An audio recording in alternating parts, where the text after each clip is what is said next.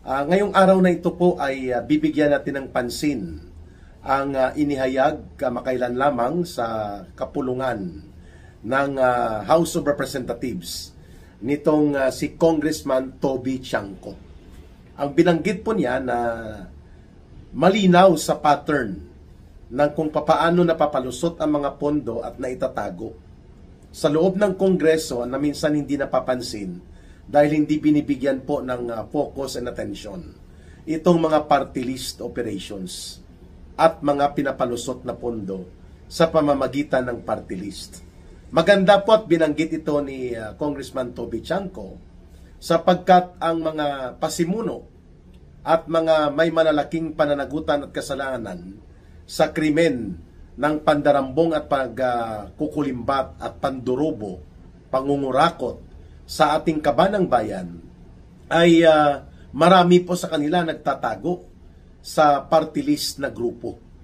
Una, si Saldico, na isa sa itinuturo na punong matadero, chief na tagapagkatay, pangunahing kriminal na itinuturo ng mga testigo na siya ang bumibira at nagsasagawa ng pangunahing operation para sindikatuhin at durubuhin ang pondo ng bayan. Of course, ang kanyang chief orchestrator at ang kanyang master at tagapagtaguyod niya, tagapagprotekta ay si Romualdez at si Marcos. So ang pinagtataguan ni Saldico ng kanyang mga pondo, mantakin mo may isa siyang operation na nag-i-involve ng 13 billion pesos. Tago niya ang kanyang mukha doon sa kunwari ay nakapasok sa kanyang party list na Ako Bicol. Ayun. At mayroon din siyang kabuang mga diniskarte na mga 50 billion pesos sa loob lamang po ng isang taon na operation niya according kay Senator Sherwin Gatchalian. At ito po ay ginamit niya na pamamaraan maliban po na siya ay mayroong mga kontraktor na kumpanya na siya din po ang nagmamay-ari.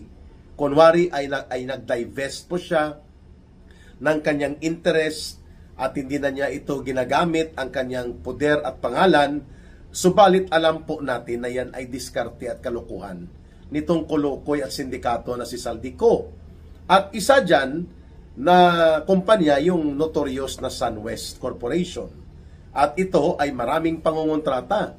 Pinapatulan ni Saldico pati ang mga laptop computers na nagsusupply siya ng overpriced by as much as 400%. Mantakin nyo yan. At yan po ay ibinuko at itinuro mismo ni Vice President Sara Duterte. Na according kay Vice President Sara Duterte, ay nagsagawa sila ng separate investigation at lumalabas na ang diskarte at pasimuno sa pagnanakaw ng mga pondo sa DepEd gamit ang pangungontrata sa laptop supply ng mga laptop computers si Saldico at ang ginamit niya SunWest Corporation. Ang isa pang ginamit niya, mga kababayan, ito pong High Tone Corporation. Nangungontrata din ito mula doon sa mga pundo at mga nakakalap na mga diskarte ni Saldico sa loob ng Kongreso gamit ang party list na Ako Bicol. Mayroon nga silang kontrata na ang presyo ng per kilometer should be only around siguro mga dapat nasa 15 million lang, no? Ang presyo ng per kilometer kay Saldico po umaabot ng 300 million per kilometer. Mantakin nyo yan. At yan po ay ibinulgar mismo ng mga taga DPWH na ang pangungontrata ni Saldico ay talagang tiba-tiba ang pagnanakaw at pangungulimbat.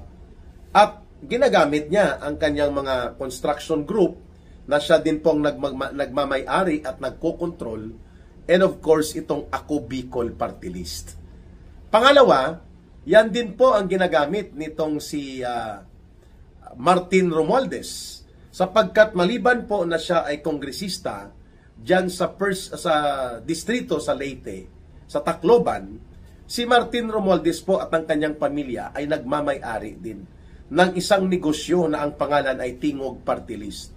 Kagaya ni Saldico, bilyon-bilyon din po ang pondo na pumapasok mula sa kaban ng bayan, idiniskarte nila at ginawang insertions, mga parada at sagasa na pondo, at kanilang ibinubudbud dyan sa kanilang party list para itago.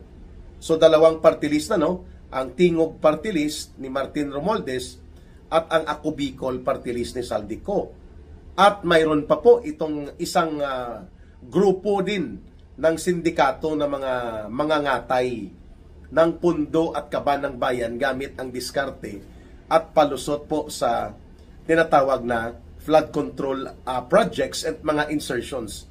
Ito po naman ang CWS party list ni Congressman Garjola, na halos po mahigit mga 20 billion pesos ng kanyang kinontrata sa area pa lang ng Bulacan ay halos hausyaw at siupaw na pangungontrata, kung kaya po lunod sa baha ang maraming bayan at mga barangay sa Bulacan.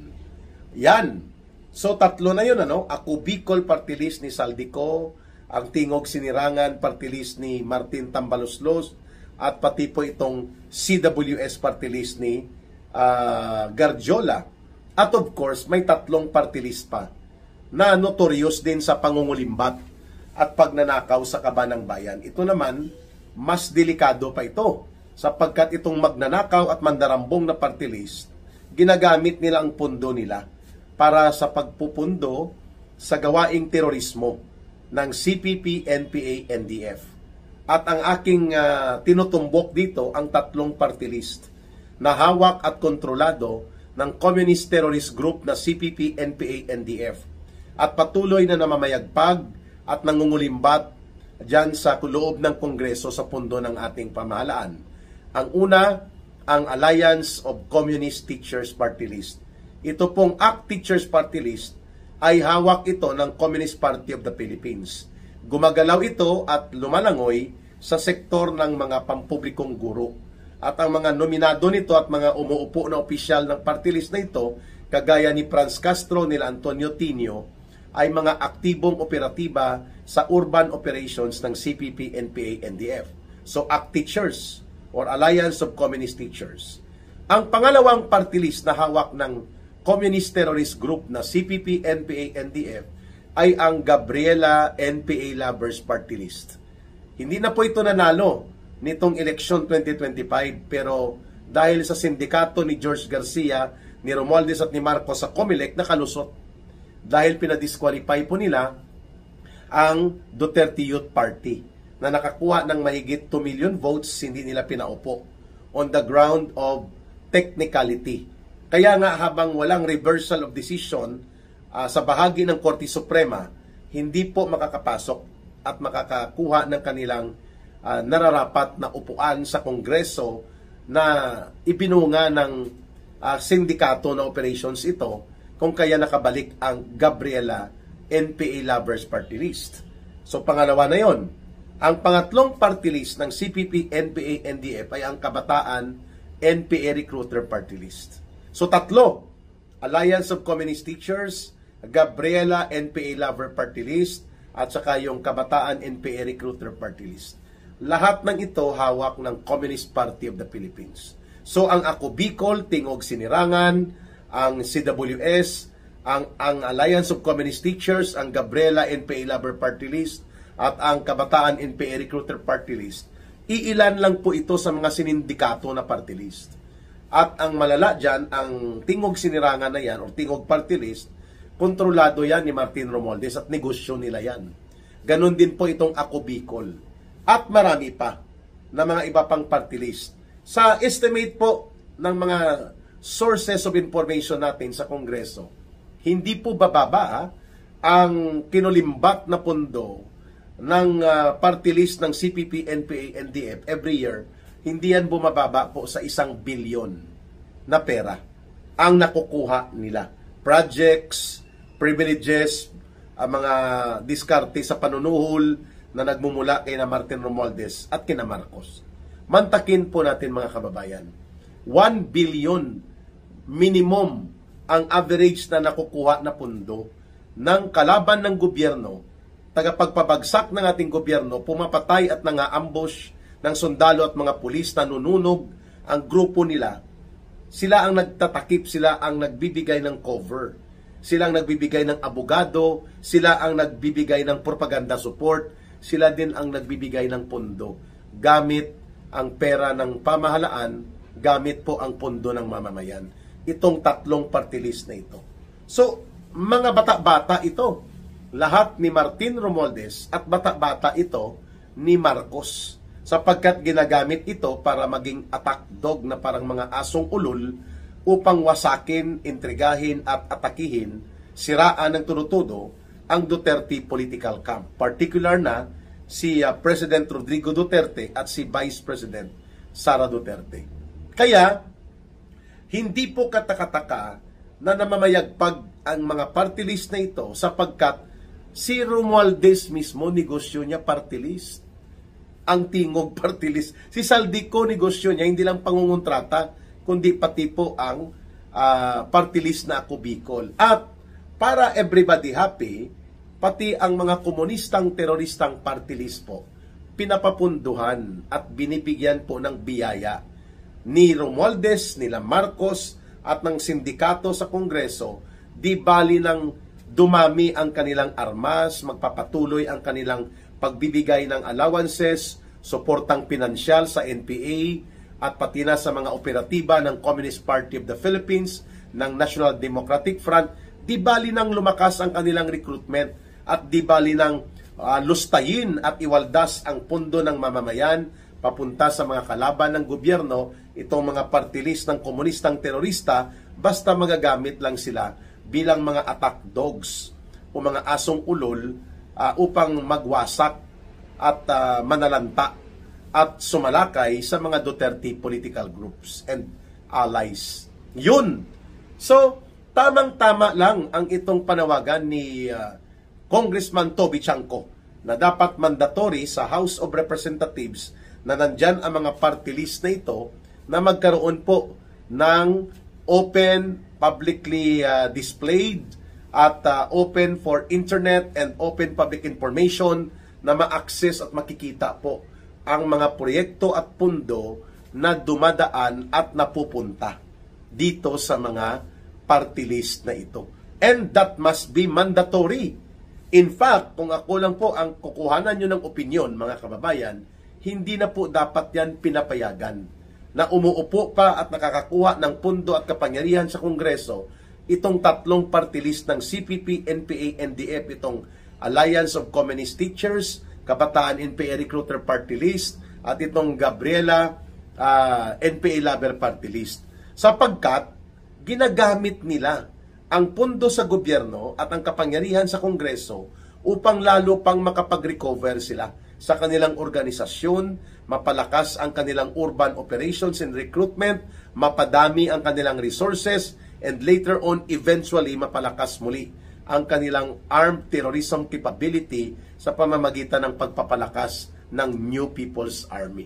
Lahat ng yan ay dapat mailantad sa ating mga mamamayan. Kaya natutuwa tayo at na tayo po ay sumusuporta dito sa hakbang na isinusulong ni Congressman Toby Chanco na dapat lahat ng pondo, proyekto at mga pribilehiyo na napupunta sa mga party list na ito na ginamit na sindikato na, ay may isa pa pala, no? Itong party list ni Jojo Ang na itinuturo ni Mayor Magalong na bahagi po sa mga ngatay ng pundo sa Kongreso at mga nangungontrata para sindikatuhin ang budget.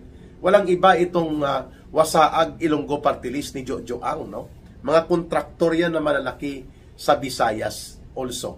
Kaya timing na timing itong move at panukala ni Congressman Toby Chanco na busisiin, imbestigahan at ilantad ang lahat ng mga pundo na napunta sa mga party list na ito. In fact, kung akong tatanungin po muli mga kababayan, in my based sa aking personal knowledge, no, mga sa loob ng 23 years na nandyan po ang party list na ito ng CPP, NPA, NDF, hindi na po bababa sa mga 15 billion pesos o mahigit pa ang pundo na nakuha nila sa gobyerno gamit ang mga pinalusot na budget at mga pundo na kanilang nakukubra at nakukupo mula sa Kongreso gamit ang party list na cover nila.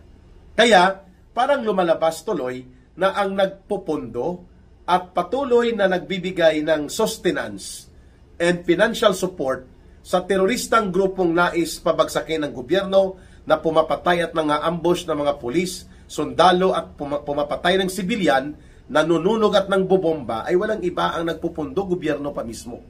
Because we tolerated them to remain as part ng Kongreso gamit ang sindikato na operations nila sa party list. At natuto na rin dyan ang mga kulukoy na kriminal na politiko, ginamit na rin po nila ang party list upang maging backdoor sa kanilang karagdagang poder. Nakakakuha sila ng karagdagang pwesto sa Kongreso, at kapag may pwesto ka sa Kongreso at nagagamit mo ito, like si Martin Romualdez, 3 yata ang pwesto nila sa party list. Siya, party list din 4. Mantakin mo kung tag 1 billion o mahigit pa na mga multi-billion na mga pundo ang napupunta sa kanila. Di sa isang taon, luging-lugi ang gobyerno, hindi bababa sa 10 billion ang pundo na kayang waldasin, lustayin at gamitin sa diskarte ni Romualdez. Because may party list na siya at nandyan pang asawa niya, nandyan pang anak niya, tarantado at kulukoy, hindi daw siya interesado sa pera ng gobyerno. Bakit nandyan kayo? Asawa mo, anak mo, at itong asong ulol mo na si Asidri, ikaw, 4 kayo, mga kababayan. Kaya nga, gahaman at swapang sa poder, pundo at pera at kapangyarihan. Yan ang mga, ganon din si Marcos. Hindi pa siya kontento, ang anak niya, pinakongresman niya rin. At ngayon nga, nabubulgar, involved din sa pangungontrata sa flood control projects by the billions of pesos. Kaya tayo ay sumusuporta sa panawagan at mga panukalang ito na isusulong sa Kongreso, naka-open sa billboard o naka-open po sa website at pati sa Government Information Center, at dapat po lantad magkano at ano-ano ang mga proyektong napunta at mga pundong ibinuhos at pinalusot sa mga party list na ito. Uulitin ko po ang mga notorious dyan: Ako Bicol, ni Saldico, Tingog party list ni Martin Romualdez, Alliance of Communist Teachers, Kabataan NPA Recruiter Party List, Gabriela NPA Lover Party List, CWS Party List ni Garjola, at itong Wasaag Ilonggo Party List ni Jojo Ang. At iba ang AXIS nga na involved pa, no? Nung si Eric Yap, pinangalanan na yan dati ni Pangulong Duterte na sindikatong style. Hindi ko sinabing sindikato, ang style sindikato, dahil nagmamaniobra sa mga proyekto na pinagtutubuan at pinagkikitaan nang siya pa ay AXIS at the same time nung naging caretaker siya ng Congressional District sa Benguet Mountain Province, na ngayon siya na ang may hawak doon, no? Kontraktor din ito. Kaya sa tingin ko po nararapat itong gawin at napapanahon. And because of that, dapat nga magkaroon din ng AMLAC or Anti-Money Laundering Investigation dito sa mga party list na ito, sapagkat ako sigurado ako yung 3 party list na ito na hawak, kontrolado at pinapatakbo at ginagamit ng CPP, NPA, NDF for infiltration of the government at sa pandarambong sa kabanang bayan.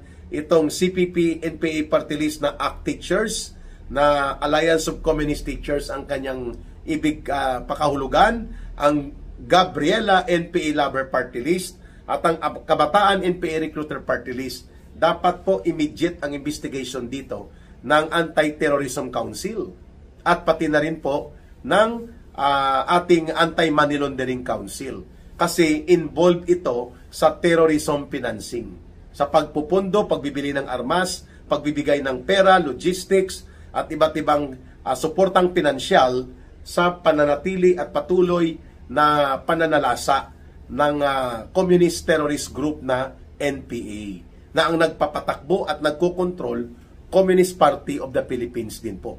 Yan. Kaya I hope and we pray as well na talaga pong mailantad na ito so that appropriate agencies of the government pertaining to terrorism financing, pertaining to money laundering, Kagaya po ng binanggit ni Ka Eric, ang Anti-Terrorism Council, ang Anti-Money Laundering Council, ang Department of Justice, ay gawan po ito ng hakbang na sila ay mapapanagot, maputol at mapatigil ang kanilang paggamit sa poder at kapangyarihan para mangdurobo at manghuthot ng pundo mula sa kaban ng bayan para sa kanilang kapakinabangan at kalukuhan at katarantaduhan to the extent that they are already financing terrorism. Siyempre, ang katarantaduhan at pandarambong, yung mga party list ni Saldico na Ako Bicol, yung party list ni Martin Romualdez na Tingog party list, at itong mga Wasaag Ilonggo party list na ito, pati itong CWS party list ni Garjola.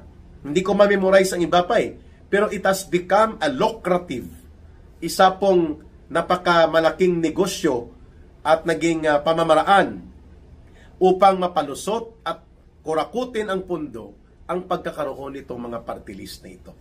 So therefore, it is timely, it is necessary na dapat ay maimbestigahan sila, masampahan ng kaso, matanggal sa Kongreso, at habang hindi pa napaparusahan, ay maibunyag ng todo ang kanilang mga naging pagnanakaw, pangungurakot, diskarte na milyon or bilyon-bilyon na mga pundo ang napunta sa kanila. And that is a very fundamental demand na masimulan na po na ma-address seriously ang matagal na pabayaan na naging backdoor and lucrative business enterprise, at the same time naging operational tool ng mga mandarambong magnanakaw sa gobyerno at mga infiltrators na mga teroristang grupo, at pati pong party list nila Hontivirus dapat imbestigahan din ito. Si Boy Ngiwi, itong akbayan na hilaw na komunistang party list. Sapagkat yan lahat sila po, pati itong kay Lola Laila de Lima na nakalusot din sila dyan, dapat maimbestigahan ito. Kasi hindi lamang nila winawaldas at sinasayang ang pondo ng bayan, kundi ginagamit pa para wasakin ang ating lipunan at kanila pong gawan ng pagtataksil ang interes at kabutihan ng mamamayan. Sapagkat ginagamit nila ito para sa kanilang political agenda, para sa kanilang pagnanakaw, at para sa kanilang pagsusulong ng hindi ka nais-nais at kontra sa interes ng mamamayang Pilipino na uri ng mga gawain. Ano bang kabutihang naidulot nitong Ako Bicol party list? Iputang ina, sorry. Tarantado ito. Ito yung tagapagkubra at tagapagtago ng mga pundo, kaya na-trace ito ni Governor Congressman Toby Chanco, dahil nagagamit ni Saldico ang kanyang mga construction group, ang kumpanya na ginagamit niya sa pangsindikato, ang kanyang koneksyon sa Kongreso at DPWH, at pati ang party list naging negosyo niya. Similarly, ganyan din po ang ginagawa ni Martin Romualdez. At siyempre, damay-damay na. Dahil everybody happy sila, lahat po halos na may mga party list nakakakuha po ng patago, lalim at palihim na mga diskarte upang ang pundo mula sa kaban ng bayan, yung maniobra ng pagkatay ng budget, ay nailulusot nila. Ayan. So tama lang at marapat na gawin ito at maging batayan ito upang maipatupad ang tinatawag na serious investigation and case build-up upang lahat ng itong mga party list na sinindikato na ang mga kanilang mga representante ay naibulgar na, no, sa pangunguna ni Saldico at nila Martin Romualdez, and now dapat sakupin na at papanagutin itong mga party list mismo ng teroristang grupong CPP, NPA, NDF na sa mahigit 20 years na nandyan sila sa Kongreso. Sila ang tagapagpundo, tagapagtabon, tagapagprotekta at tagapagtaguyod ng terorismo na isinasagawa ng CPP, NPA, NDF, sapagkat sila ay binuo, kinokontrol, pinapaandar at pinamumunuan mismo ng CPP, NPA, NDF. Sapagkat ang mga party list na yan ng CPP, NPA, NDF, ang mga umuupo dyan ay aktibong operatiba. Miyembro at opisyal yan sila ng CPP, NPA, NDF. Hindi lang sila inosenteng party list representative. Mabuti at nabuksan ito at isinusulong ito ngayon. Magbabalik po ang ating talakayan hinggil dito sa mga naibubunyag ngayon kung paano na ang mga party list system na ito ay inabuso at naging daan ng pagtatago ng mga dinadambong, kinukurakot na pundo at pati na po sa pag-promote ng terorismo.